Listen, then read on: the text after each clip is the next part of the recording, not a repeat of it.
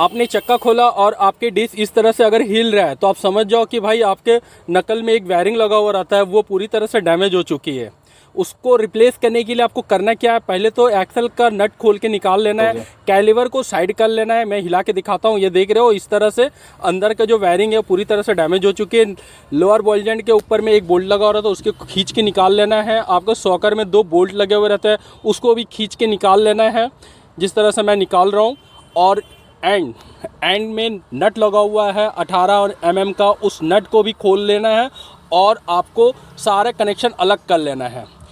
Axle हाथ से आप प्रेस करोगे ना पीछे की ओर तो पीछे चला जाएगा, और नकल को आप खींचोगे ऊपर की ओर तो इजीली आपका नकल बाहर आ जाएगा। और बैरिंग कहाँ लगा हुआ है ये दिखाता हूँ, ये देख रहे हो किस तरह से बैरिंग पूरी तरह से डैमेज हो चुका है। इसके चलते आपका अलाइनमेंट आउट हो जाएगा, चक्का चाटेगा, ब्रेक में भी आपका प्रॉब्लम करेगा। जितना जल्दी हो सके आप रिप्लेस करो।